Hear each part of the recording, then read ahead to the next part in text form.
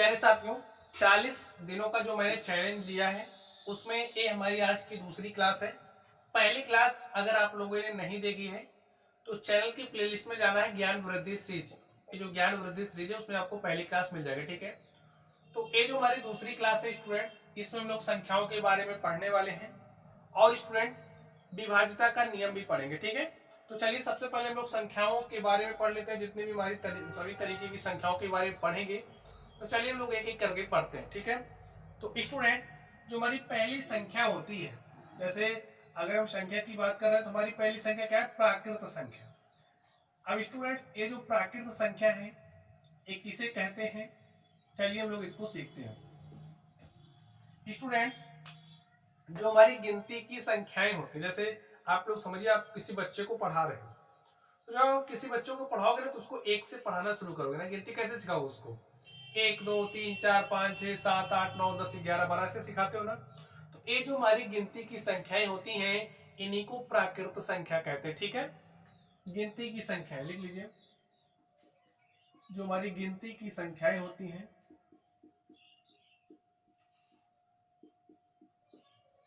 वही क्या कहलाती हैं? प्राकृत संख्या। जैसे 1 2 3 4 5 6 7 8 9 10 11 12, ऐसे आप जहां तक जा पा रहे हो ये सभी हमारी क्या कहलाएंगी? प्राकृत संख्या। अब स्टूडेंट आप समझो आपके पास एक थैला है, ठीक है। इसको इस तरीके से आप समझोगे ना तो सारी चीजें यहां से ना आपके यहां चली जाएंगी और टारगेट यही है कि यहाँ की चीज यहाँ चली जाए, ठीक है।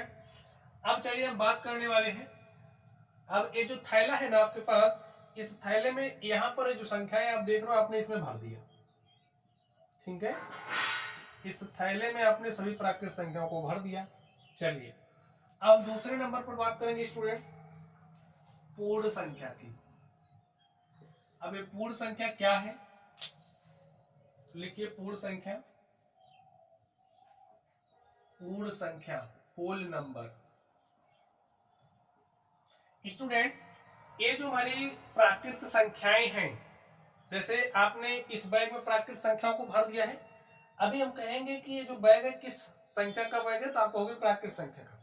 लेकिन जैसे हम इसमें जीरो को शामिल कर दें, इस प्राकृत संख्याओं के जो ग्रुप जो संग्रह है उस संग्रह में जब जीरो को डाल देंगे तो इस तरीके का जो संग्रह तैयार होगा उसे हम क्या कहेंगे?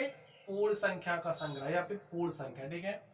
लिखिए जीरो प्लस प्राकृत संख्या का जो संग्रह होगा,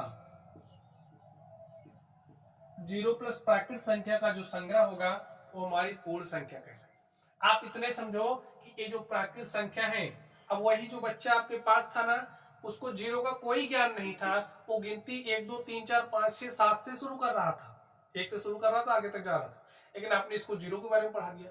अब वो 0 1 2 3 4 5 6 7 पढ़ने लगा तो उसके पास अब पूर्ण संख्याओं का ज्ञान हो गया, ठीक है। तो आप कुछ समझ पा रहे हैं? सभी हमारी जो प्राकृत संख्या है वो पूर्ण संख्या होती हैं, लेकिन इसका उल्टा आप नहीं कर सकते। ऐसा नहीं कह सकते कि सभी प्राकृत संख्या पूर्ण संख्या होती है। क्यों? क्योंकि जीरो तो हमारी प्राकृत संख्या है ही नहीं। तो यहां से आप कह सकते हो सभी प्राकृत संख्या हमारी पूर्ण संख्या होती हैं, लेकिन सभी पूर्ण संख्या में क्या आ जाएगा? जीरो प्लस प्राकृत संख्या। और देख लीजिए ये प्राकृत संख्या नहीं है, ठीक है। अंतर आप लोग अभी समझ जाओगे, वैसे समझते चलिए, ठीक है। तो पूर्ण संख्या किसे कहते हैं भी आपने समझ लिया है। चलिए अब स्टूडेंट्स हम बात करेंगे सम संख्या की। सम संख्या,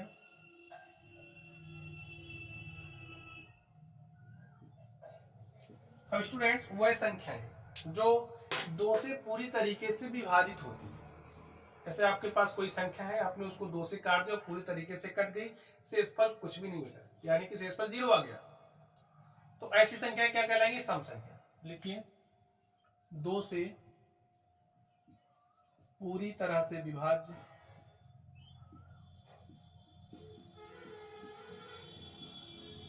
विभाज्य संख्याएं सम संख्याएं कहलाती हैं।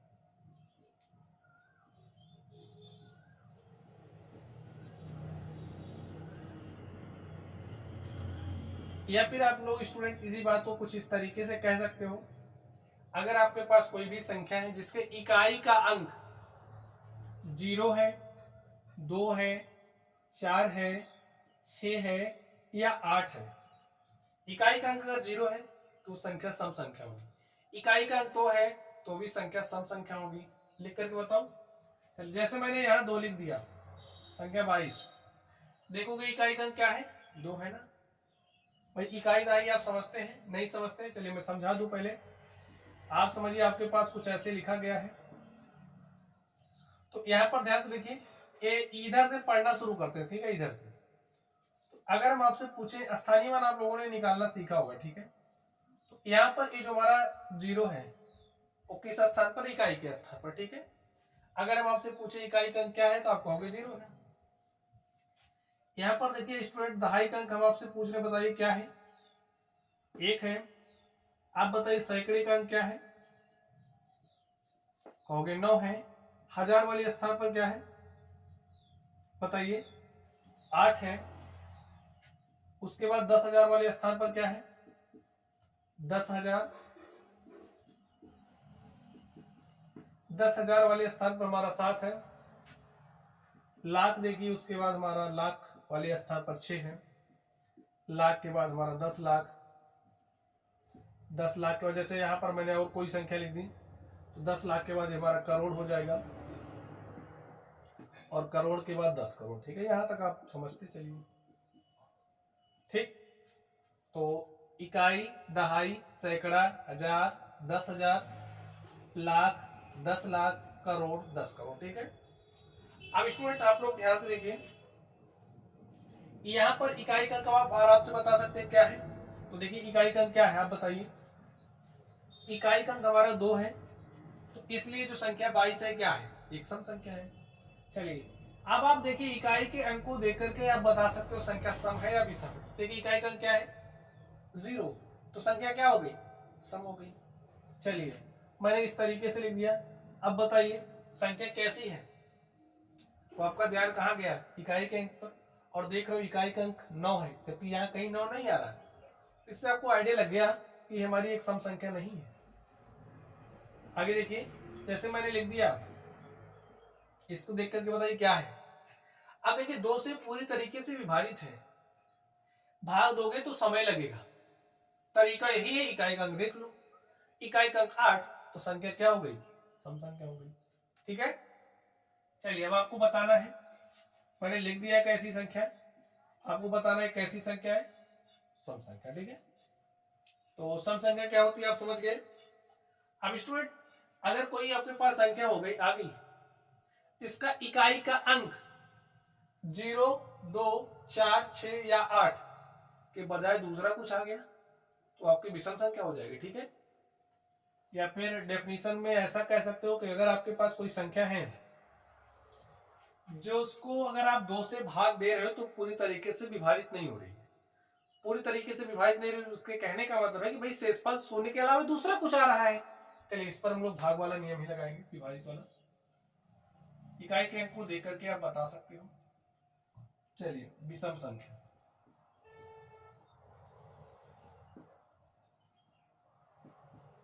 अब देखिए 2 से पूरी तरह से विभाज्य ना हो, तो स्टूडेंट जो ऐसी संख्याएं होती हैं, जो ऐसी संख्याएं होती हैं उन्हें विषम संख्या कहते हैं। चलिए मैंने यहां पर समझिए 1 लिख दिया, एक आपकी विषम संख्या है, आप इस बात को यहां पर बैठा लो, ठीक है। 2 से भाग दोगे जाएगा नहीं, एक तो आपका शेषफल ही बचा रह जाएगा, तो एक क्या है, विषम संख्या। चलिए मैंने 3 लिख दिया, आप बताइए 3 आपकी क्या है, आप होगी विषम संख्या। भाग देना चाहते हैं तो दे दीजिए, 3 से भाग दिया, 3 में भाग दिया 2 से, तो 2 1 के 2, 1 गया, 3 में से 2 घटा दिया, 1 आ गया। शेषफल देखिए 1 आ गया, पूरी तरीके से नहीं कट रहा है, जबकि सम वाले में हमारा ऐसा नहीं हो रहा था। जैसे अगर मैं कोई संख्या ले लूं, चलिए मैंने 10 ले लिया और 2 से भाग देखिए 2 पंचे 10, शेषफल मेरा क्या आ गया, 0 0। लेकिन यहाँ ऐसा नहीं हो रहा है, यानी कि जो संख्या है ये पूरी तरीके से 2 से विभाजित नहीं है, ये वाली 2 से पूरी तरीके से विभाजित है। तो ऐसी संख्याएं जो 2 से पूरी तरीके से विभाजित हो जाएंगी उन्हें हम क्या कहेंगे? सम संख्या। और विषम संख्या की डेफिनेशन पूरी तरीके से ना विभाजित हो। तो अगर देख के पता लगाना है तो इसके लिए ए है, और इसके अलावा अगर दूसरा कुछ आ गया तो विषम। ठीक है, तो विषम संख्या आप समझ गए।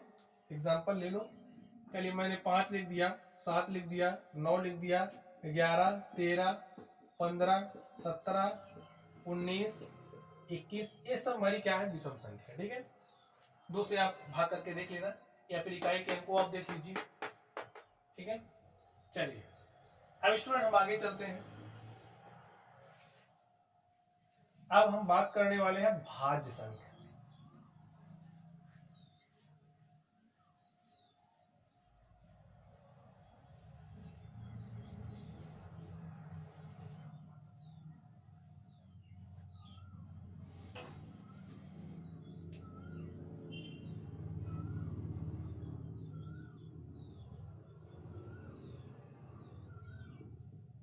अब स्टूडेंट भाज्य संख्याएं आप किसे कहोगे?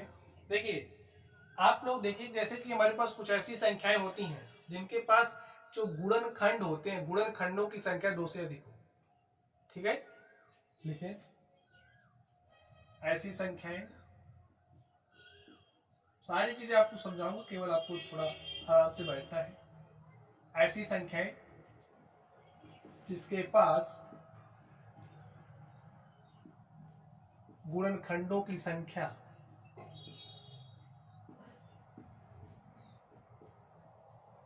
संख्या 2 से अधिक हो। तो स्टूडेंट ऐसी संख्याओं को भाज्य संख्या कहा जाता है, या फिर आप ऐसा भी कह सकते हो, या 1 और स्वयं के अतिरिक्त ऐसी संख्याएं जिनके पास 1 और स्वयं के अतिरिक्त और भी गुणनखंड हो। ठीक है, अभी यहाँ पर आप लोग एक शब्द देख पा रहे हैं गुणनखंड, तो आप समझ नहीं पा रहे होंगे गुणनखंड होता क्या है, भी उसको बता रहा हूं। उसके बाद ये डेफिनेशन आपके लिए एकदम हलवा हो जाएगी। तो 1 और स्वयं के अतिरिक्त और भी गुणनखंड हो। ठीक है, ऐसी जो संख्याएं होती हैं स्टूडेंट्स, उन्हें भाज्य संख्या कहा जाता है। चलिए हम लोग बात करते हैं, सबसे पहले गुणनखंड की बात कर लेते हैं, फिर डेफिनेशन पर आएंगे। तो आप समझिए, आपके पास कोई संख्या, मैंने कोई संख्या ले ली, चलिए मैंने यहाँ पर संख्या 8 लिख ली। अब स्टूडेंट वह संख्याएं, ध्यान से बात सुनो, बात सुनोगे तभी समझ पाओगे, वह संख्याएं जो 8 को पूरी तरीके से विभाजित कर दे। पूरी तरीके से विभाजित करने के बाद भाई शेषफल बचे ही ना, वह संख्या क्या कहलाएंगी? 8 के गुणनखंड।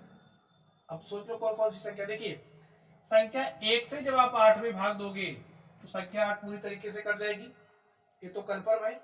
चलिए हम 2 की बात कर लेते हैं, जब 2 से आप 8 में भाग दोगे तो 8 पूरी तरीके से कट जाएगा। लेकिन 3 से जब भाग दोगे आप तो 8 नहीं कटेगा पूरी तरीके से, आप भाग देकर के चेक कर लेना। ठीक है, अब आप 4 से 8 में भाग दीजिए, तो 4 से जब आप 8 में भाग दोगे, देखिए 4 दूनी 8, 4 के पाड़े में 8 आ गया, इसका मतलब भाई 4 8 को काट दे रहा है। अब आगे देखिए 5 नहीं काट पाएगा, 6 भी नहीं काट पाएगा, 7 भी नहीं काट पाएगा, लेकिन जो 8 है वो 8 को पूरी तरीके से काट देगा। डेफिनेशन क्या कह रही है? अब देखिए पहले गुणनखंड समझ गए ना, तो ये जो संख्या 8 है, संख्या 8 के गुणनखंड कौन कौन हो गए? 1 2 4 और 8। ठीक है, संख्या 8 के अगर हम गुणनखंडों को लिखें तो कौन कौन है संख्या 8 का गुणनखंड? 1 है, 2 है, 4 है और 8 है। गुणनखंड समझिए क्या किसे कहेंगे? चलिए एक क्वेश्चन और ले लेते हैं। ठीक है, अब देखिए डेफिनेशन को भी यहां लगा दो। अब ऐसी संख्या जिसके पास गुणनखंडों की संख्या 2 से अधिक हो। 2 से अधिक देखिए कितना है? 1 2 3 4, 2 से अधिक है ना 4, तो गुणनखंडों की संख्या 2 से अधिक हो गई। तो यहां से हमें क्या पता चला? ये जो संख्या 8 है एक भाज्य संख्या है। ठीक, चलिए एग्जाम्पल लिख लीजिए। संख्या 8 भाज्य संख्या है, कैसे समझ गए? चलिए आगे बात करते हैं। चलिए मैंने यहां पर समझिए ले लिया संख्या 9। अब बताओ ऐसी कौन कौन सी संख्याएं हैं जो 9 को पूरी तरीके से काट देंगी? अब आप बताइए। देखिए एक तो 9 को पूरी तरीके से काट देगा, अब 2 नहीं काट पाएगा, लेकिन 3 त्रिक 9, देखिए 3 त्रिक का भाग मैंने आपको सिखा दिया, 3 त्रिक का 9, 3 भी 9 को पूरी तरीके से काट दे रहा है। 4 नहीं काट पाएगा, 5 भी नहीं काट पाएगा, 6 भी नहीं काट पाएगा, 7 भी नहीं काट पाएगा, 8 भी नहीं, 9 जो है 9 को पूरी तरीके से काट देगा। अब देखिए गुणनखंडों की संख्या गिन लीजिए। देखिए 1 2 3, 2 से अधिक है ना 3, तो 9 क्या हो गई? भाज्य संख्या। चलिए लिख दो। चलिए मैं 4 ले लूं। अब आप बताइए 4 को कौन कौन काट दे रहा है? 4 को कौन कौन सी संख्याएं पूरी तरीके से काट रही हैं? एक तो काट देगा, 2 दूनी 4, 2 भी काट दे रहा है, 4 एक के 4, 4 भी काट दे रहा है। गुणनखंडों की संख्या आप इन्हीं देखिए 1 2 3, जो गुणनखंडों की संख्या 3 हो गई, 2 से अधिक है ना 3, तो भाई ये 4 क्या हो गया? एक भाज्य संख्या। ठीक है, चलिए आगे बात कर लीजिए। देखिए स्टूडेंट मैंने 2 को क्यों नहीं लिया? क्योंकि 2 हमारी अभाज्य संख्या, उसके पास गुणनखंडों की संख्या सिर्फ 2 है, उसकी बात अभाज्य संख्याओं में। ठीक है, 3 भी हमारी अभाज्य संख्या है, 5 भी हमारी क्या है? अभाज्य संख्या है। चलिए और ले लेते हैं आपको डेफिनेशन क्लियर करने के लिए। चलिए हमने 16 ले लिया मैंने। ठीक है, 16 को कौन कौन पूरी तरीके से काट दे रहा है? वह संख्याएं जो 16 को पूरी तरीके से काट देंगी वही 16 की गुणनखंड हो जाएंगी। काटो, देखिए 16 को कौन कौन काट रहा है? देखिए एक तो काट देगा, कहोगे जी हाँ काट दे रहा है। मैं कह रहा हूं 2 भी काट दे रहा है पूरी तरीके से, तो कहोगे हाँ 2 भी काट दे रहा है। देखिए 2 के पहाड़े को पढ़ो, देखिए क्या 2 के पहाड़े में 16 आ रहा है? अगर 16 आ रहा है तो इसका मतलब 2 काट देगा। 3 के पहाड़े में 16 नहीं आएगा, 4 के पहाड़े में आ रहा है, देखिए 4 चौके 16, इसका मतलब 4 जो है 16 को पूरी तरीके से काट देगा। 4 आ गया। 5 देखिए 5 3 15, 5 चौक 5 पहाड़े नहीं आए, 6 3 18 नहीं आ रहा, 7 नहीं आ रहा, 8 दूनी 16, 8 के पहाड़ी में आ रहा है, इसका मतलब 8 16 का एक गुणनखंड है। अब इसके बाद देखिए सिर्फ और सिर्फ 16 ही काट पाएगा। तो गुणनखंडों की संख्या देख लो, 1 2 3 4 5, 2 से अधिक है 5, तो 16 क्या हो गई? भाज्य संख्या। यही समझना स्टूडेंट, ठीक है। या फिर ए वाला तरीका लगाना चाहते हो, 1 और स्वयं के अतिरिक्त, देखिए 1 हो गया, स्वयं यानी की संख्या 16 हो गई, उसके अतिरिक्त और भी गुणनखंड है, इसलिए जो हमारी संख्या 16 क्या है? एक भाज्य संख्या है। तो भाज्य संख्या की जो डेफिनेशन है वो क्लियर हो गई होगी आपको। ठीक है, चलिए अब हम बात करते हैं स्टूडेंट अभाज्य संख्या।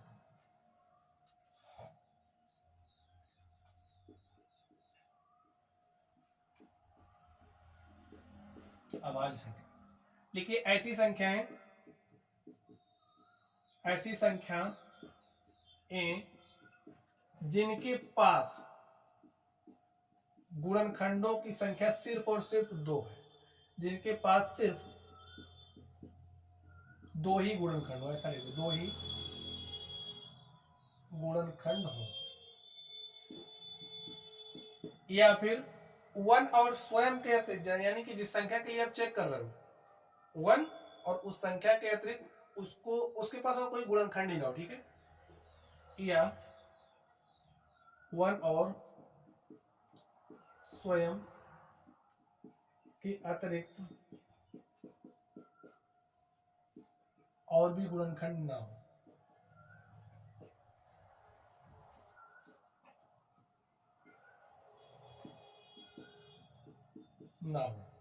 तो स्टूडेंट ऐसी जो संख्याएं हमारी क्या कहलाएंगी? अभाज्य संख्या। ठीक है, जैसे मैंने संख्या 2 को ले लिया।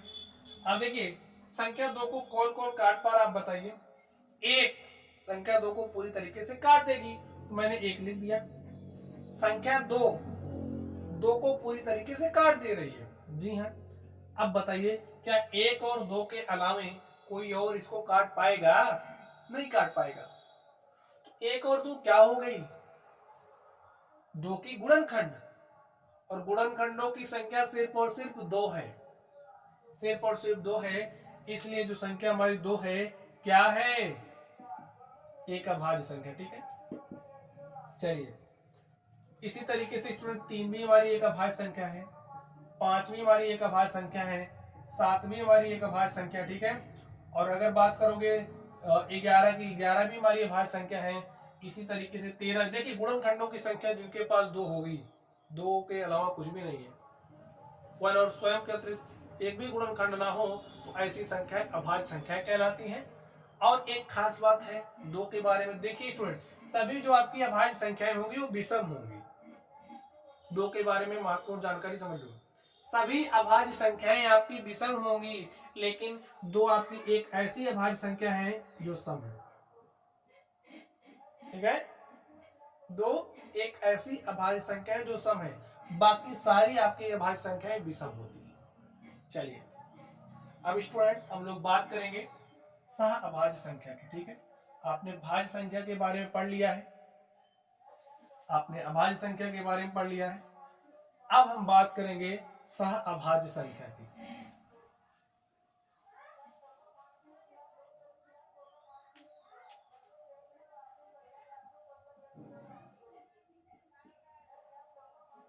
सहअभाज्य संख्या, अब स्टूडेंट आप समझिए आपके पास संख्याओं का जोड़ा है, ठीक है।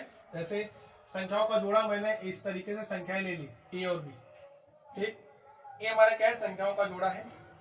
अब स्टूडेंट अगर ये जो संख्याएं हमारी हैं, इनका जो चलिए इनका जो एचसीएफ यानी कि जो मासा है वो सिर्फ और सिर्फ 1 है, 1 के अतिरिक्त कुछ भी वैरिश नहीं है, ऐसा समझ लो, ठीक है। तो स्टूडेंट ऐसी जो हमारी संख्याएं होती है वो हमारी कैसी संख्या कहलाएगी, सहअभाज्य संख्या, ठीक है। तो हमारे पास संख्याओं का जोड़ा है, जैसे यहां पर ए और बी है, लेकिन यदि ए और बी का मासा 1 है तो ऐसी संख्याएं, कंडीशन क्या है, ठीक है। कंडीशन यही है कि ए और बी हमारी क्या, ए और बी का मासा क्या होना चाहिए 1, तो ऐसी संख्याएं सहअभाज्य संख्याएं कहलाती हैं।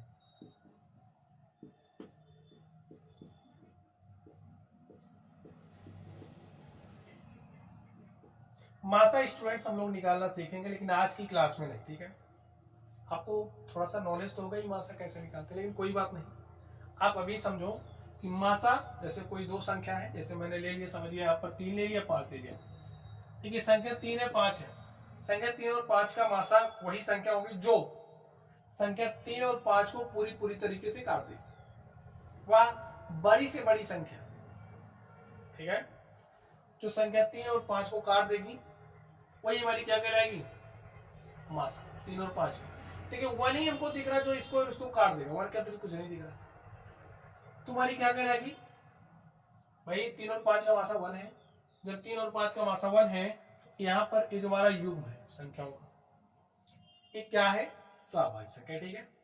ऐसे आप 5 और 7 को ले लीजिए, ये भी हमारी सहअभाज्य संख्या है। 4 और 5 को ले लीजिए, ये भी हमारी क्या है, सहअभाज्य संख्या है। 7 और 8 को ले लीजिए, ये भी हमारी क्या है, सहअभाज्य संख्या, ठीक है। तो सहअभाज्य संख्या को भी आप लोग समझ गए। चलिए अब स्टूडेंट्स हम लोग बात करेंगे पूर्णांक की। एक एक करके अगर आप लोग सीख रहे हैं अच्छे से तो कोई डाउट्स नहीं होगा, सारे डाउट्स को मैं क्लैरिफाई कर दे रहा हूं। अब हम बात करने वाले पूर्णांक की, ठीक है, पूर्णांकों के बारे में।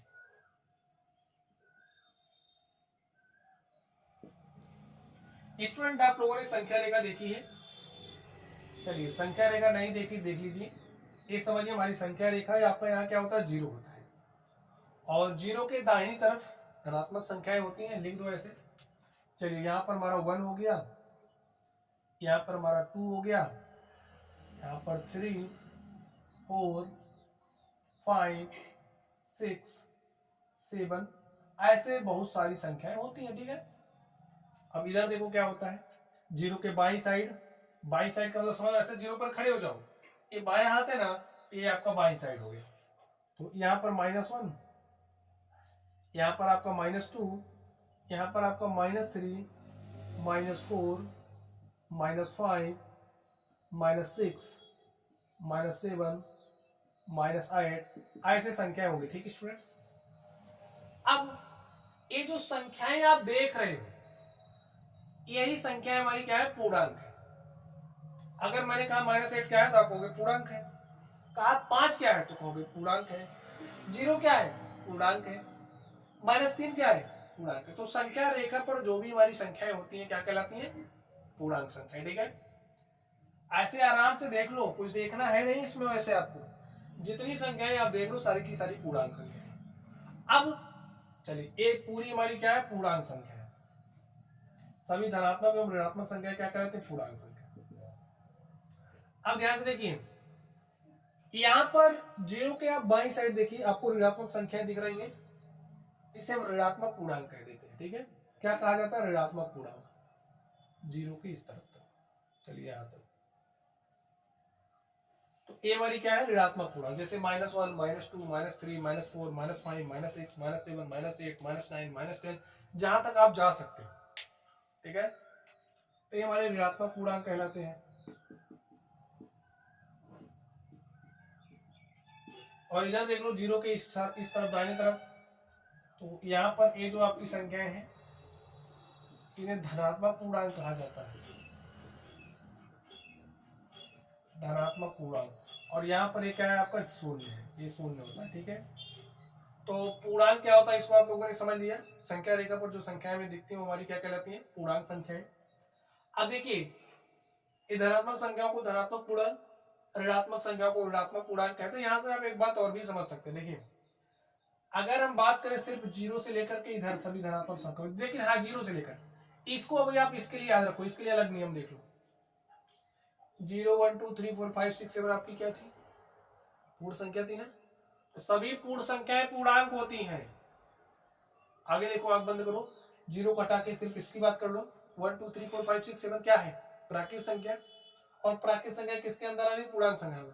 तो हमारी सभी प्राकृत संख्याएं भी पूर्णांक संख्या होती है। ठीक है, थोड़ा इसको आराम से समझना, सारे डाउट्स यहीं से क्लियर हो जाएंगे। ठीक है, जो कंफ्यूजन रहता है कि भाई कब हमारी संख्या पूर्णांक हो रही है, पूर्ण संख्या हो रही है, जैसे अगर 0 की बात आ जाएगी तो कोई 0 को पूर्णांक कह रहा है, लेकिन आपने कहीं पढ़ लिया कि 0 हमारी पूर्ण संख्या है, तो आप विवाद नहीं करना है, 0 हमारी पूर्णांक भी होती है। ठीक है, ऐसे कोई कह, आपने पढ़ लिया है 5 हमारी प्राकृत संख्या है, लेकिन कोई कह रहा भाई 5 पूर्णांक संख्या भी है, 5 आपका अगला मित्र कह रहा पूर्ण संख्या है, तो झगड़ा मत करना। ठीक है, 5 हमारी, 5 की बात नहीं कर रहा हूं, इस पर आप समझ लो सारी चीजों को। ठीक है, चलिए, तो पूर्णांक क्या होता है इसको आपने समझ लिया, धनात्मक पूर्णांक, ऋणात्मक पूर्णांक क्या होता है आपने इसको भी समझ लिया है। अब हम बात करेंगे स्टूडेंट प्राकृत संख्या की, ओ सॉरी, परिमेय संख्या।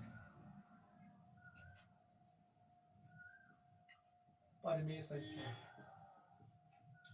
स्टूडेंट ऐसी संख्याएं जिन्हें आप P अपॉन Q के रूप में लिख सकते हैं, P अपॉन Q के रूप में लिख सकते हैं। जैसे अगर आपके पास कोई संख्या है उसे आप इस तरीके से लिख रहे हो। ठीक है, P अपॉन Q, P बटे Q के रूप में लिख ले रहे हो, ऐसी संख्या हमारी परिमेय संख्या कहलाती है। लेकिन शर्त क्या है, जो आपका Q है, Q का मान 0 नहीं होना चाहिए, और ये जो P है, ये जो Q है आपके क्या होनी चाहिए, पूर्णांक होनी चाहिए। देखिए, अगर आपको परिमेय संख्या समझनी है तो सबसे पहले पूर्णांक आपको समझना पड़ेगा, और पूर्णांक समझ गए तो परिमेय संख्या समझ में आ जाएगी। जैसे अभी मैंने यहाँ पर लिख दिया 5 बटे में -3, और आपको बताना है क्या 5 बटे -3 हमारी एक परिमेय संख्या है, तो इसको आप कैसे बताओगे, अंदाजा नहीं लगाना आपको। आप देखो, क्या Q का मान 0 है, तो पहली शर्त हमारी क्या कहे, Q का मान क्या 0 है, तो आप कहोगे Q का मान 0 नहीं -3 है, इतना समझ गए। फिर P क्या है आपका, कहोगे P संख्या रेखा पूर्णांक है, जी हाँ P पूर्णांक है। Q देखो क्या है, -3, तो Q भी पूर्णांक है। तो हमारा जो Q का मान है वो 0 नहीं है, P और Q हमारे पूर्णांक है, इसलिए ये जो संख्या हमारी 5 बटे -3 है वो क्या है, एक परिमेय संख्या है। समझ गए बात। चलिए आगे देखते हैं हम लोग। जैसे मैंने लिख दिया, चलिए इस तरीके से लिख दिया, आप बताइए ये संख्या क्या है। अब यहाँ पर आपको और समझना है, 5 आपकी प्राकृत संख्या है, आप जानते हो, 5 आपकी पूर्ण संख्या आप ये भी जानते हो, 5 आपकी धनात्मक पूर्णांक है आप ये भी जानते हो, 5 आपका पूर्णांक है ये भी आप जानते हो। 5 के कई रूप हो गए। ऐसे रिश्ते में होते हैं, आप किसी के भाई होंगे, किसी के मामा होंगे, किसी के चाचा होंगे, किसी के दादा होंगे, दादा तो नहीं होंगे, ठीक है। तो इसके लिए वैसे समझ लो, ठीक। इसके लिए नहीं, मतलब सब कुछ आपको समझना है कि सारी चीजें मिक्स ना होने पर एक एक चीज के बारे में अच्छे से समझ लो। अब यहाँ पर 5 है, 5 आपकी परमीय संख्या भी आप कहोगे कैसे, देखिए आप कहोगे पी का मान है, क्यों हमें कुछ दिख ही नहीं रहा, तो आंखें खोल के देख लो। मैंने आपको भिन्नों का जोड़ना सिखाया था, मैंने कहा था अगर आपके पास कोई ऐसी संख्या ऐसे लिख सकते हो ना, ठीक इसी तरीके से यहाँ पर है तो इसको आप ऐसे लिख सकते हो, लिख दिया। यहाँ पर देखिए जो हमारा क्यू का मान है वो पहली बात 0 तो नहीं है। पी का मान देखिए क्या है, पी का मान भाई पी हमारा क्या है, पूर्णांक है भाई, 5 पूर्णांक है ना, एक क्या है पूर्णांक है ना, तो बस 5/1 क्या होगी, परिमेय संख्या हो गई। तो डेफिनेशन अप्लाई करना सीख जाओ, ठीक है। चलिए आगे देखते हैं लोग। चलिए अब मैंने लिख दिया 12/7, इसको बता दो क्या है, इसको बता दो क्या है।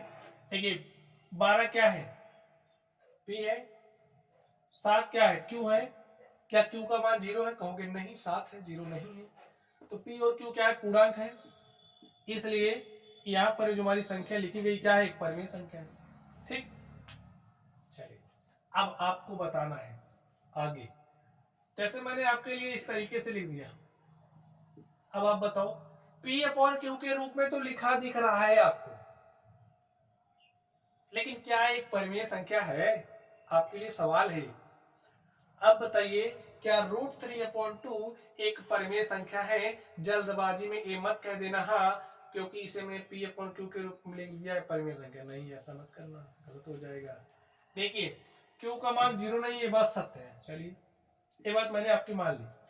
अब देखिए मैंने कहा बताइए क्या आपका ये जो Q है पूर्णांक है, आप कहोगे हाँ Q तो पूर्णांक है, लेकिन अब जरा कैमरा मैंने इधर फोकस करो, अपने कैमरा को इधर फोकस करो। देखिए √3 क्या है,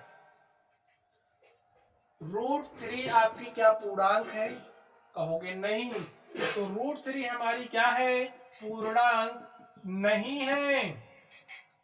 और शर्त क्या थी परिमेय संख्या होने के लिए, P और Q के मान पूर्णांक होनी चाहिए। ये तो पूर्णांक नहीं है, ये पूर्णांक है, गड़बड़ हो गया, यानी कि ये हमारी परिमेय संख्या नहीं है। और ऐसी संख्याएं जो परिमेय संख्या नहीं होती हैं उन्हें अपरिमेय संख्या कहते हैं, ठीक है। अपरिमेय संख्या की डेफिनेशन आप समझ गए, ऐसी संख्याएं जो परिमेय ना हो अपरिमेय कहलाती है। जो भी आपकी परिमेय नहीं होगी उसे आप क्या कह दोगे, अपरिमेय, ठीक है। लेकिन ऐसी संख्याएं जो परिमेय ना हो अपरिमेय कहलाती है, ठीक है। जैसे जैसे जैसे बताइए क्या हो जाएगा, ऐसे आपका √2 हो गया, √3 हो गया, √5 हो गया, √7 हो गया, पाई हो गया, तो ये सारी आपकी क्या है, अपरिमेय संख्या है, ठीक है। चलिए अब हम बात कर लेते हैं वास्तविक संख्या की। अब तक स्टूडेंट आपने जितनी संख्याओं के बारे में पढ़ा, सारी वास्तविक संख्या, जितनी संख्या के बारे में पढ़ा, ठीक है। हम ऐसा देखिए, ऐसा कह सकते हैं सभी परिमेय संख्याएं, सभी परिमेय संख्या प्लस और अपरिमेय संख्या का जो संग्रह है, सभी परिमेय और अपरिमेय संख्या का जो संग्रह होता है वही हमारी वास्तविक संख्या कहलाती है। अब परिमेय के अंदर क्या क्या आएंगी, डेफिनेशन लगा के आप चेक करना, हर एक संख्या को लेकर के चेक करना, इससे आपका दिमाग खुलेगा, ठीक है। और अपरिमेय तो मैंने आपको बता ही दिया, जिसे आप P अपॉन Q के रूप में लिख ही नहीं पा रहे हो, हमारी क्या कहलाएंगे, अपरिमेय संख्या। तो स्टूडेंट्स इस तरीके से मैंने आपको संख्याओं के बारे में पढ़ा दिया है, ठीक, आप लोग अच्छे से सीख भी गए होंगे। तो चलिए अब हम चलेंगे अपने अगले टॉपिक पर, और अगला टॉपिक है स्टूडेंट्स, हमने आपसे क्या कहा था सिखाने के लिए, विभाज्यता का नियम। ये जो विभाज्यता का नियम है आपके लिए बहुत ही इंपॉर्टेंट, बहुत ही जरूरी है। जरूरी क्यों, क्योंकि जब आप आगे के सवालों को सॉल्व करोगे, जैसे जब मैं आपको वर्गमूल घनमूल निकालना सिखाऊंगा, लासा मासा निकालना सिखाऊंगा, तो ये आपके लिए बहुत काम आने वाला है, ठीक है। चलिए, तो अब हम बात करेंगे विभाज्यता के नियम की। स्टूडेंट्स, ये जो आपकी क्लास है, ऐसा आपने अगर पहली क्लास देखी हो तो टारगेट क्या है हमारा, 0 से हीरो आपको बनाना है, और इसके लिए आपको 40 दिन साथ देना पड़ेगा। 40 दिन दे दो, ठीक है। आज दूसरे दिन का काम हम कर रहे हैं। दूसरे दिन के कार्य में हमने क्या पढ़ा, संख्याओं के बारे में पढ़ लिया है। अब हम बात करेंगे विभाज्यता के नियम की। विभाज्यता का नियम जैसे स्टूडेंट, अगर आपके पास कोई भी संख्या दी गई है तो उस संख्या को देखते ही आप बता सकते हो कि आपकी ये जो संख्या है किस संख्या से कट रही है। अगर आपको विभाज्यता का नियम आ गया, भिन्नों का काटना भी आप सीख ही जाओगे। एक पंथ दो कार्य, तो सारी चीजें यहाँ पर वही बताई जाएंगी जो आपके लिए जरूरी है। चलिए, हम लोग विभाज्यता के नियम की बात करते हैं स्टूडेंट। सबसे पहले हम लोग 2 से विभाज्यता का नियम पढ़ेंगे, क्योंकि जैसे एक कोई भी संख्या आप उसको 1 से काटोगे तो कट ही जाती है। 1 से पढ़ने नहीं, 2 से विभाज्यता का नियम, ठीक है। कोई संख्या 2 से कट रही है, कैसे पता चलेगा, देखते ही कैसे पता चल जाएगा। देखिए, अगर कोई संख्या आपके पास है जिसके इकाई का अंक 0 है, 2 है, 4 है, 6 है या 8 है, तो सोचना नहीं है, उसको 2 से काट देना है। चलिए दिखाऊंगा मैं आपको। चलिए, मैंने लिख लिया ऐसे 20। अब आप देखो किससे कट रही है, इकाई का अंक 0, 2 से कट जा रहा है, ठीक है। चलिए यहां पर बताइए, क्या 2 से कटेगा, कहोगे इकाई का अंक 5, 2 से नहीं कट रहा है। इसको बताइए, इसको बताइए, इकाई का अंक 8, संख्या 2 से कट जा रही है।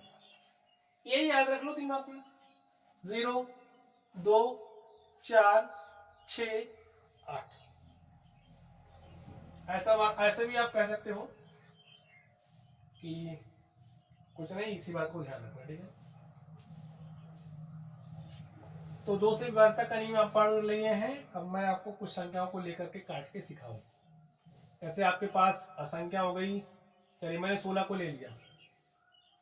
16 आपकी 2 से कट रही है, आपने देखते ही बता दिया हाँ जी 2 से 16 से कट रही, ठीक है। तो 2 से काटोगे, 2 अट्ठे 16, 2 से काटा, 2 चौके 8, 2 से काटा, 2 दूनी 4, देखिए भी 2 से कट रहा, 2 1 के 2। हमें कैसे पता लगा कट रहा है, हमने इकाई के अंक को देखते हुए काम कर लिया। अगर आपके पास बड़ी संख्या आ जाएंगी तो ये आपके लिए कामगार साबित होगा, ठीक है। अभी आप सीखते चलिए, बेस हम आपका बना रहे हैं स्टूडेंट। सवालों को जब आप सॉल्व करोगे, क्रम से सीखे रहोगे तो मजा आ जाएगा। चलिए, हम लोग 3 से विभाज्यता का नियम पढ़ते हैं। कोई भी संख्या आपकी 3 से कट रही है, ये हमें कैसे पता चल जाएगा कि संख्या 3 से हमारी कट रही है, ठीक है। जैसे अगर आपके पास कोई संख्या हो तो संख्या के अंकों का योग निकालिए। लिखिए,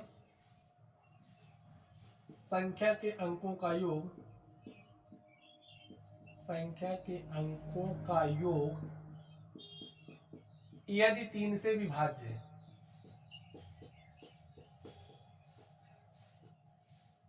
यदि 3 से विभाज्य है तो वह संख्या भी 3 से विभाज्य होती है, ठीक है। विभाज्य का मतलब कट जाती है। चलिए, संख्या के अंकों का योग 3 से विभाज्य होना चाहिए। चलिए मैं लिखता हूं, मैंने इतनी बड़ी संख्या लिख दी 381। अब आपको इसे बताना है कि किससे कट रही है।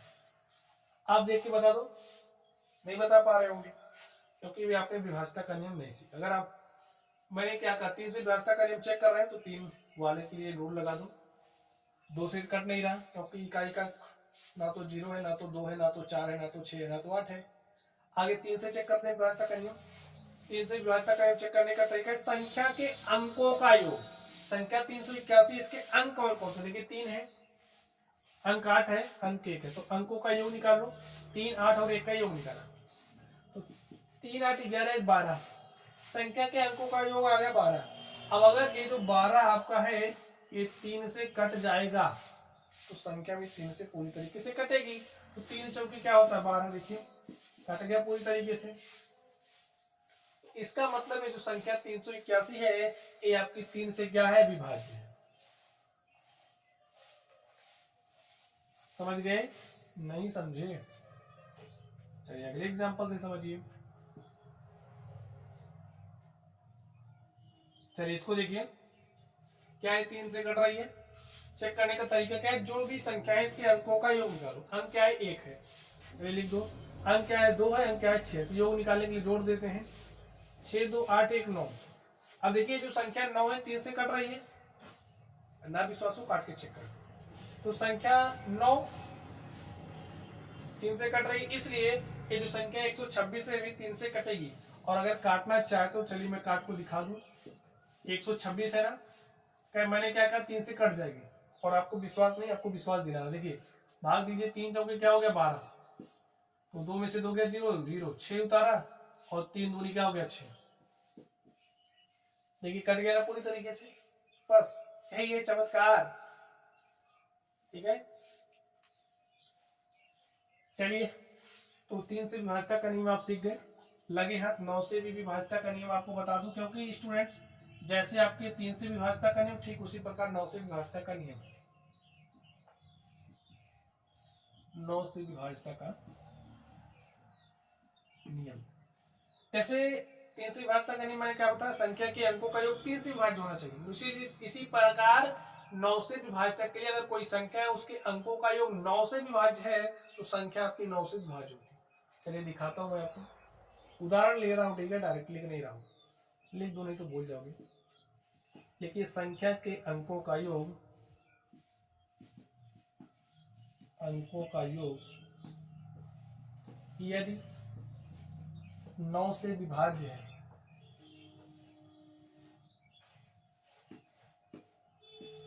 तो वह संख्या भी 9 से विभाज्य होती है।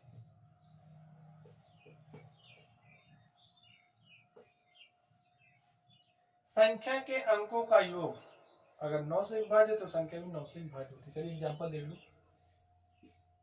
मैंने लिख दिया संख्या, ये वाली संख्या लिख दी। अब हमें ये जानकारी प्राप्त करना है कि क्या हमारी 9 से विभाज्य है। तो इसके लिए क्या करोगे, संख्या के अंकों का योग, अंक देखिए 9 है, अंक 8 है, अंक 1 है, योग निकालिए 9 8 17 1 18। ये जो आपका 18 है, ये देखिए क्या 9 से कट रहा है, कहोगे 9 दूनी 18, पूरी तरीके से कट गया। ये क्या दर्शा रहा है, ये जो हमारी संख्या है ये 9 से कट है, ठीक है। मैं कुछ संख्या लिख दे रहा हूं, आप लोग काट के चेक करना, इसको आपको चेक करना है।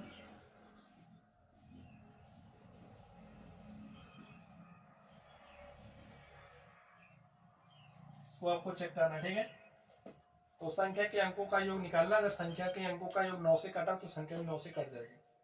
चलिए हमने 2 से 3 से तथा 9 से विभाजता का नियम सीख लिया है। अब हम सीखेंगे स्टूडेंट्स किससे विभाजता का नियम, 4 से विभाजता का नियम।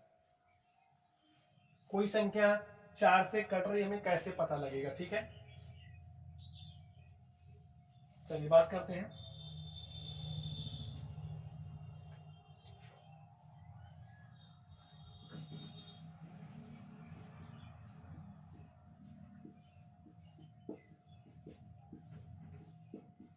स्टूडेंट जैसे अगर आपके पास कोई भी संख्या है, ठीक है, मैंने कोई संख्या लिखी, चलिए मैंने कोई संख्या ऐसे लिख ली सांकेतिक रूप से।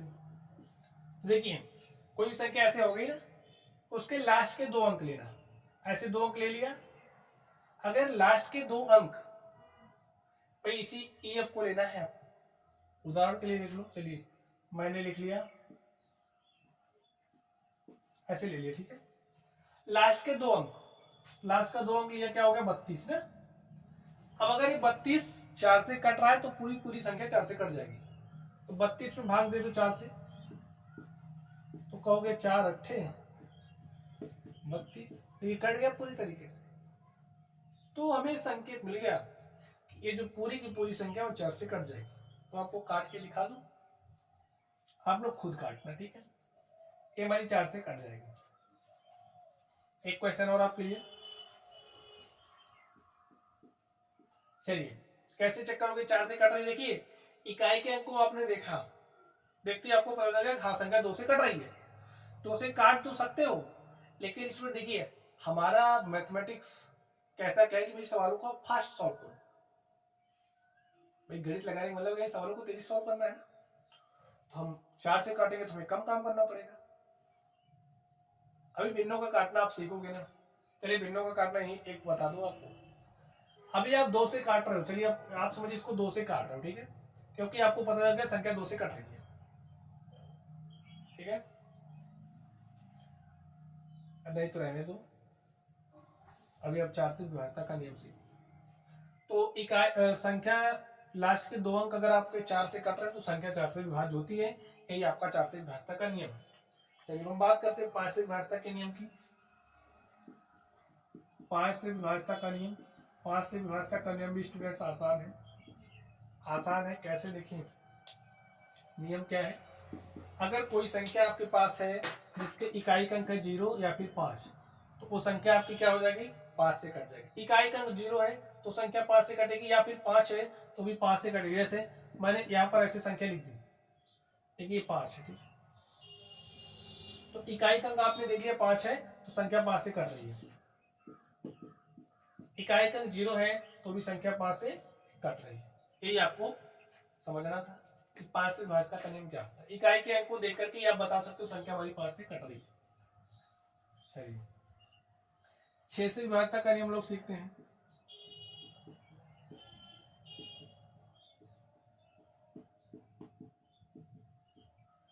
छह से विभाजता का नियम स्टूडेंट्स, अगर आपके पास कोई संख्या है वो संख्या 2 से कट रही है और 3 से भी कट रही है, 2 तथा 3 से विभाज्य संख्या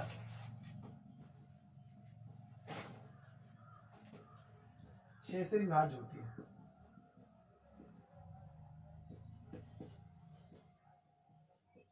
ऐसे अगर आपके पास कोई भी संख्या है वो 2 से कट जा रही है और 3 से भी कट जा रही है तो वो संख्या हमारी 6 से विभाज्य होती है, ठीक है। चलिए लिख लेता हूं एक संख्या में,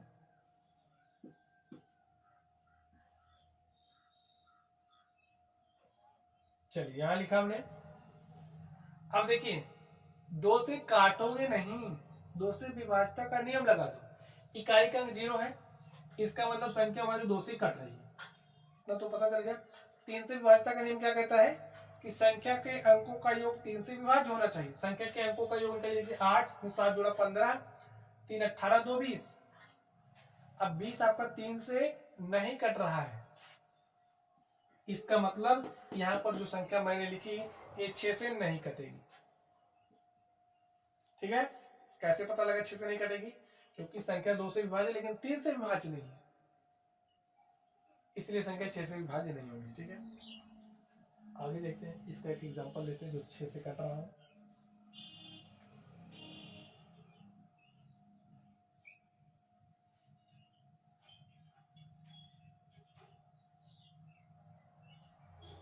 चलिए यहां पर देखिए, देखिए ये जो आपकी संख्या है, चेक करो क्या 6 से कटेगी। 6 से कटने का नियम क्या है, संख्या 2 तथा 3 से विभाज्य होना चाहिए। देखिए इकाई का अंक 8 है ना, तो इसे क्या पता चला संख्या 2 से कट रही है, इसलिए 2 से कट रही है। संख्या के अंकों का योग निकालिए, देखिए 3 2 5 5 10 8 18, और 18 आपका 3 से कट जा रहा है भाई, 3 छक्के 18, 18 आपका 3 से कट रहा है, तो यानी कि संख्या 3 से भी कट रही है, संख्या 2 से भी कट रही है, 3 से भी कट रही है। इस समय संकेत मिल गया कि संख्या हमारी 6 से भी पूरी तरीके से विभाज्य है, ठीक है। तो संख्या क्या है, 6 से विभाज्य है। और काटना चाहते तो चलिए काट के दिखा दूं, ठीक है। 6 पंचे 30, 2 32 हो गया 25, 6 चौके 24, 1 25, हो गया 18, 6 3 18, 543 आ गया कटने के बाद, ठीक है, भागफल आ गया। तो ऐसे आप 6 से विभाजता का नियम अप्लाई करेंगे। चलिए अब हम बात करते हैं 7 से विभाज्यता का नियम।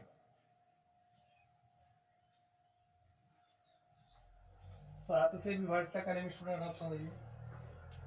वैसे जब भी 7 से विभाज्यता का नियम, 7 से भाई अगर कोई संख्या आपकी 2 से नहीं कट रही, 3 से नहीं कट रही, 4 से नहीं कट रही, 5 से नहीं कट रही, 6 से नहीं कट रही, 8 से नहीं कट रही, 9 से नहीं कट रही, तो आप 7 से काटो, ठीक है। चलिए ये जो 7 से विभाज्यता का नियम है बहुत बड़ी संख्या के लिए आप अप्लाई नहीं कर सकते, क्योंकि आपका कैलकुलेशन बढ़ जाएगा, जिससे अच्छा आप काट के ही चेक कर लो, ठीक है। अगर छोटी संख्या तो कोई बात नहीं।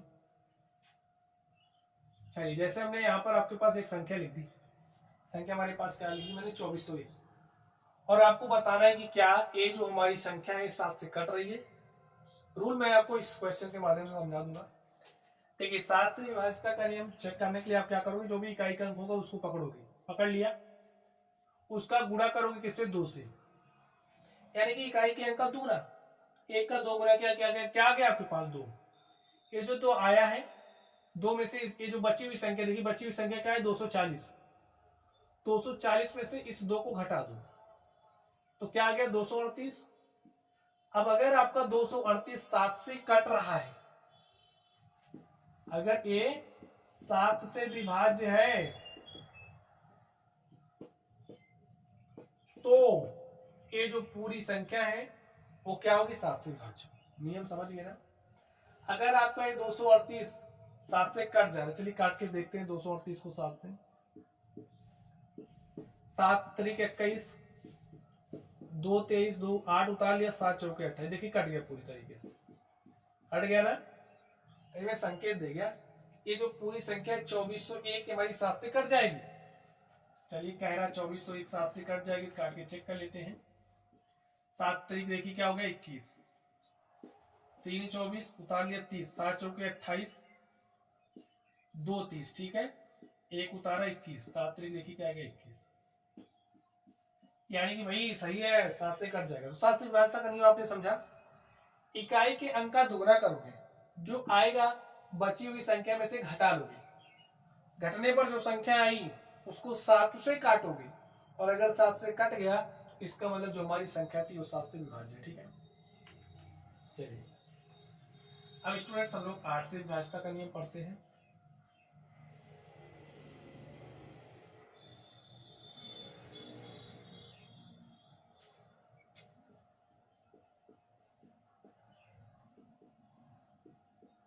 आठ से विभाज्यता का नियम।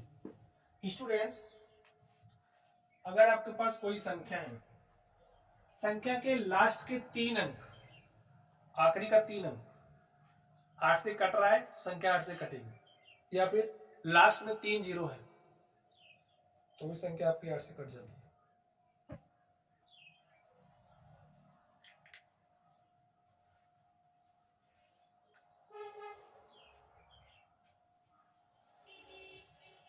जैसे आप समझिए आपके पास कोई संख्या आ गई इस तरीके से, ठीक है, लास्ट का 3 अंक यानी कि FGH, अगर लास्ट का 3 अंक 8 से कटा तो संख्या 8 से हमारी कट जाती है। चलिए मैं कोई संख्या ले लूं,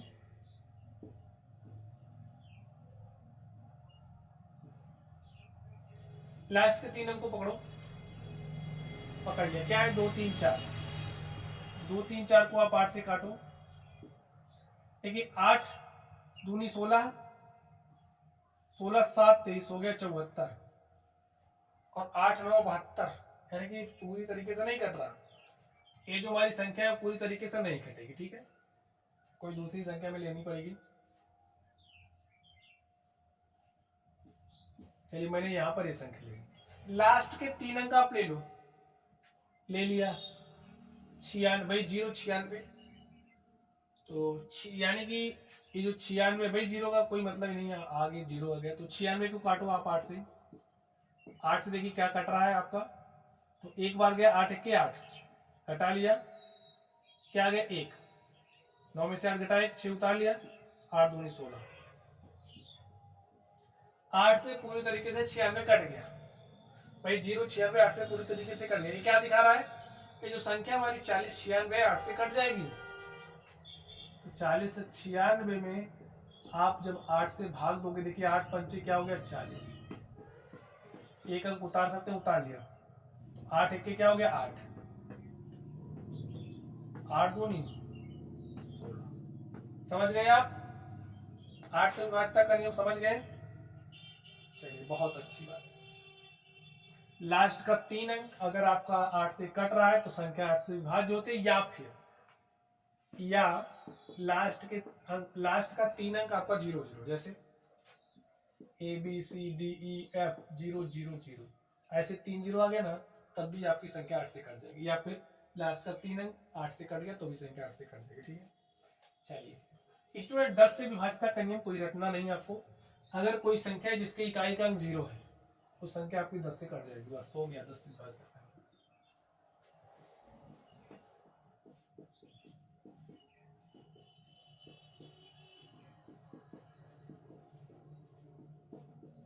इकाई का अंक 0 है तो आपकी जो संख्या है तो संख्या 10 से विभाज्य होती है, ठीक है। ऐसे आपने 10 ले लिया, 20 ले लिया, देखिए इकाई का अंक 0 होगा तो संख्या आपकी 10 से विभाज्य हो जाएगी। चलिए बात करते हैं 11 से विभाज्यता का नियम। बस ये हमारा आखिरी है जो महत्वपूर्ण स्टूडेंट, मैंने उसको सिखा दिया, ठीक है। 11 से विभाज्यता का नियम आप समझिए, आपके पास कोई संख्या आ गई इस तरीके से, ठीक है, और आपको पता करना है क्या संख्या 11 से विभाजित, तो इसके लिए क्या करोगे, क्या ध्यान से देखिए, ऐसे आप पेन रखिए, एक एक अंक छोड़ करके निशान बनाइए, ऐसे एक अंक छोड़ दिया, फिर एक अंक छोड़ दीजिए, फिर छोड़ दिया, ठीक है। अब भाई छोड़ोगे तो यहाँ आएगा, यहाँ कोई संख्या है तो यहीं पर स्टॉप कर दो, ठीक है।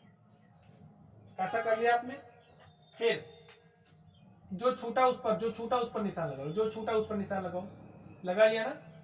इन दोनों को आप अंतर ले लो, देखिए पहले तो देखिए यहाँ पर संख्या है a, यहाँ पर क्या है b, जोड़ो इसको, यहाँ पर क्या है e, यहाँ पर देखिए क्या है आपका g, इनका आपने योग लेना है, ले लिया, माइनस का चिन्ह लगाना है। जो छूटा देखिए b छूटा b लिखिए, यहाँ d छूटा था d लिखिए, यहाँ f है f लिखिए, यहाँ h है। देखिए लाल वाले को ले लिया यहाँ पर और नीले वाले को यहाँ पर। देखिए जो भी बड़ी होगी, जैसे आपने इसको जोड़ा, ये बड़ा आ गया, ये छोटा आ गया, तो बड़े वाले में से छोटा वाला घटाना है, आपको अंतर लेना है बस, ठीक है। माइनस चिन्ह नहीं आना चाहिए, ऐसा कर लेना, बड़े वाले में से छोटे वाले को घटा लेना। अगर आपके पास अंतर 0 आ गया या 11 आ गया, 11 का कोई गुणज आ गया, आप कहोगे गुणज क्या है। 11 का गुणज यानी कि वही संख्याएं जिनको 11 पूरी तरीके से काट देगा, जैसे 11, 22, 33, 44, 55, 66, 77, 88, 99, 110, ऐसे आ गया ना, 99 ऐसे आ गया, 11 का गुणज आ गया, तो जो आपकी संख्या होगी वो क्या होगी 11 से विभाज्य, या तो 0 है ना या 11 का गुणज है, ठीक है। उदाहरण ले लूं, चलिए मैंने क्या कहा भाई, एक यहाँ से पैर रखिए, एक अंक छोड़ के निशान बनाइए, बना लिया भाई, आगे ले जाओगे तो कुछ है ही नहीं, यहाँ पर ऐसे निशान बन गया। देखिए 1 में 3 जोड़ा 4, 3 में 1 जोड़ा 4, 4 में से 4 घटा दे 0, तो ये 0 आ गया। बता क्या रहा है, ये जो आपकी संख्या 1331 से 11 से कट जाएगी, और काटना आपका काम है, ठीक है। तो स्टूडेंट्स मैंने आपको विभाज्यता का नियम भी सिखा दिया है, तो आज की क्लास को हम लोग यहीं पर समाप्त करें। कल की क्लास में स्टूडेंट्स हम लोग आगे सीखेंगे। कल की क्लास में मैं आपको सिखा दूंगा कि जो आपकी भिन्ने हैं स्टूडेंट, भिन्नों का काटना, भिन्नों को आप लोग कैसे काटोगे, काटना आना चाहिए ना भिन्नों का, तो इसका इस्तेमाल आपको सीखने को मिलेगा कल की क्लास में। और साथ ही साथ हम लोग एक एक नियम सीखेंगे, बाट माप सीखेंगे, ठीक है। इन 3 टॉपिक्स को हम कल की क्लास में करेंगे, और इसी तरीके से जो धीरे धीरे हम लेवल बढ़ाते चलेंगे, ठीक है। तो चलिए आज की क्लास में बस इतना ही, आप लोग पढ़ते रहिए। अगर आपको कोई डाउट हो तो कमेंट बॉक्स में कमेंट कर सकते हैं। वीडियो पसंद आए तो वीडियो को लाइक करना है, चैनल पर नए हो तो सब्सक्राइब कर लो। देखिए 40 दिन का चैलेंज है, और मैथमेटिक्स में आपने अब तक जितनी भी चीजें पढ़ी होंगी, सारी चीजों को समझिए 40 दिन में पढ़ने वाले हैं, एक भी चीज नहीं छोड़ूंगा, ठीक है। चलिए आप लोग पढ़ते रहिए, थैंक यू।